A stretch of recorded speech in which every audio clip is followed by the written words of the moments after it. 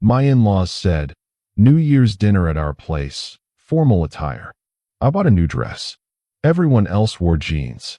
They laughed at me all night for being overdressed. It was a setup. Hey, Reddit. Look at you. All dressed up like you're going to a wedding, my mother-in-law cackled, her eyes watering from laughter as she clutched her side.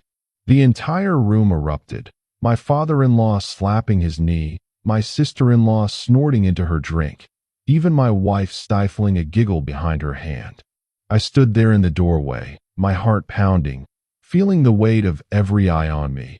The formal attire I'd agonized over, now a punchline that stripped away my dignity in an instant. If this humiliation spread, it could shatter the fragile peace I'd built with my in-laws after years of tension, risking my marriage and the home we'd created together. One wrong word, and I'd lose not just their respect but my wife's loyalty, forcing us into a divorce that would leave me isolated, jobless in a small town where everyone knew everyone, and estranged from the family I tried so hard to fit into. I'm 37, married for 12 years to my high school sweetheart, living in a quiet suburb where family gatherings like this New Year's dinner were supposed to be milestones, not minefields. We've been invited to my in-laws' place with strict instructions for formal attire, and I'd taken it seriously, buying a new dress that cost me a week's pay to impress them. The laughter echoed off the walls of their living room, a space I'd always found stuffy with its floral wallpaper and oversized furniture that screamed old money despite their modest means.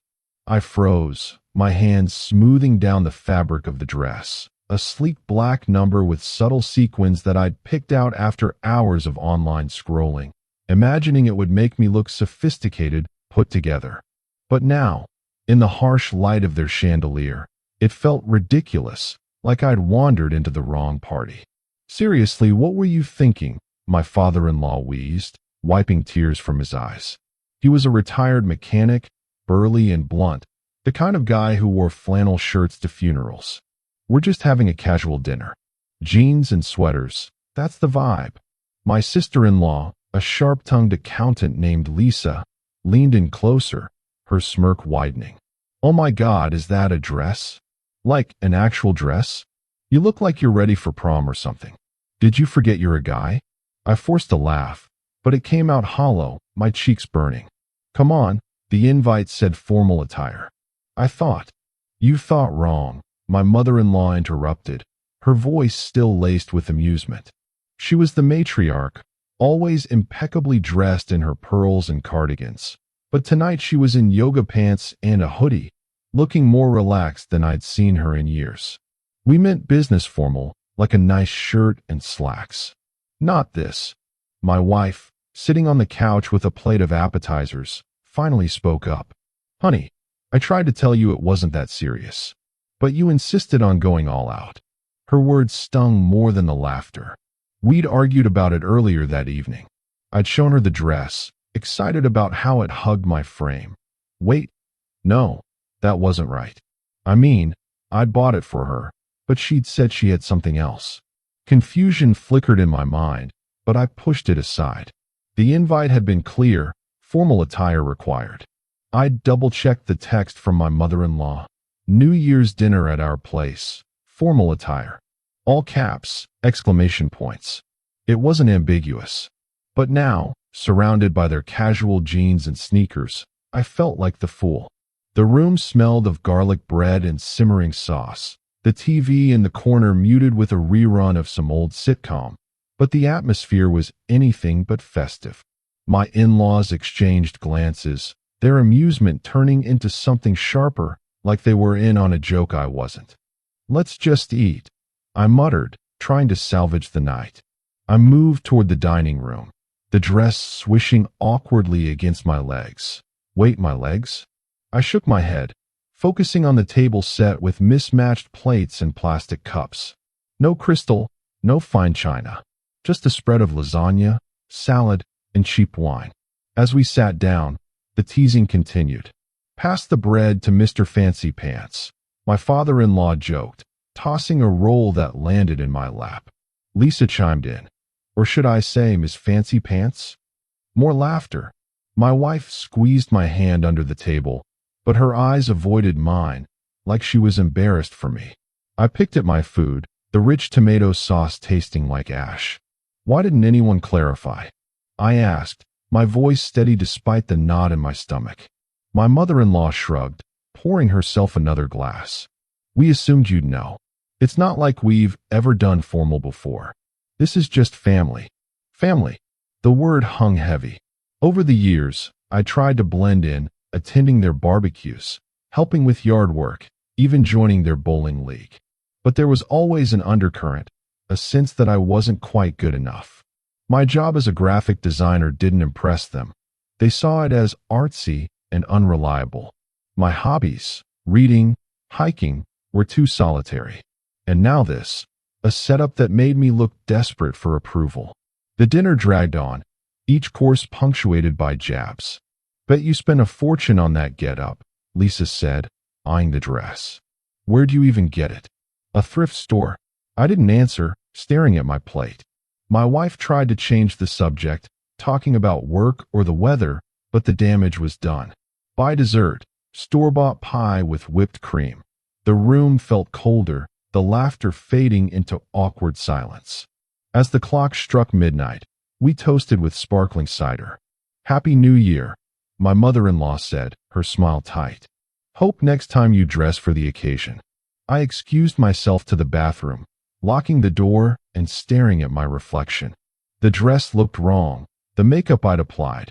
Wait, makeup? No, that was a mistake.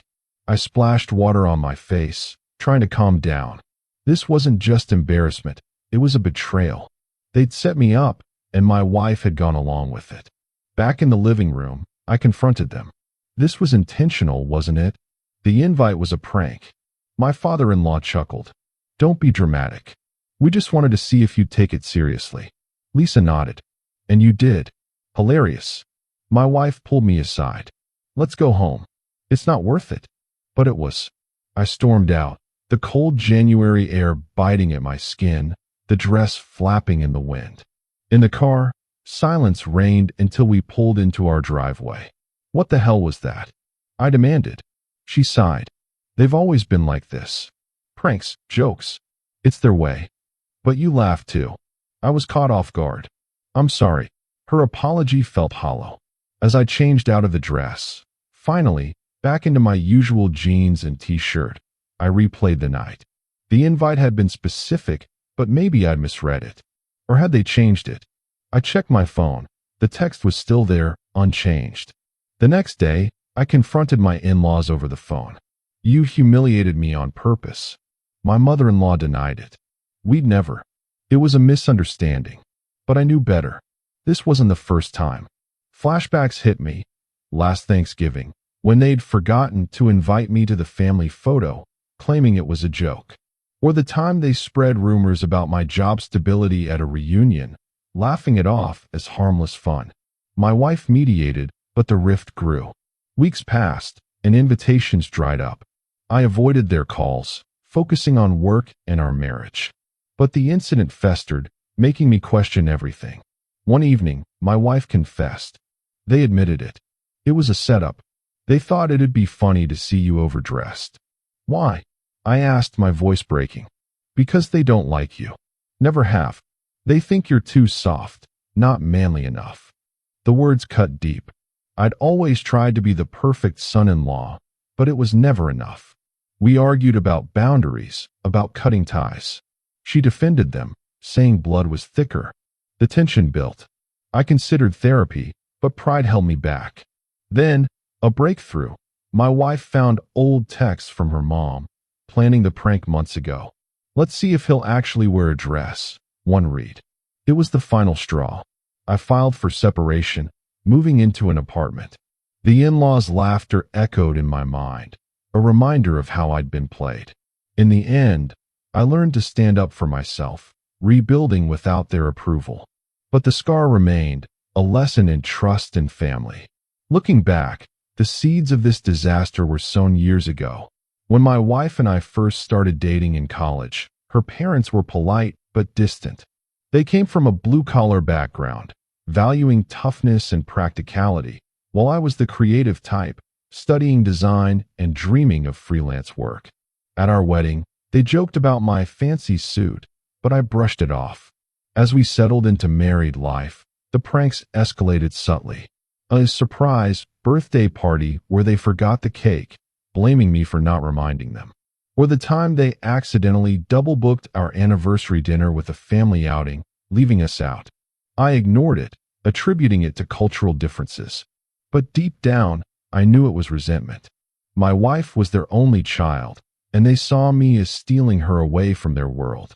The formal attire invite was the culmination, a deliberate trap to expose my weakness. Revealing this now, after the fact, shows how their laughter wasn't just about the dress, it was about power. They wanted to assert dominance, to remind me I didn't belong. And in that moment, I let them win, but eventually I fought back, choosing my dignity over their acceptance. The fallout was messy. My wife chose sides, staying with her family, leading to our divorce. I lost friends in the process, people who sided with them. But I gained clarity, starting a new life in a city where no one knew my past. Reflecting on it, that New Year's dinner wasn't just a prank. It was a mirror, showing me the fractures in my relationships. I wish I'd seen it sooner, but hindsight is cruel. Now, I share this to warn others. Trust your instincts, and don't let in-laws dictate your worth.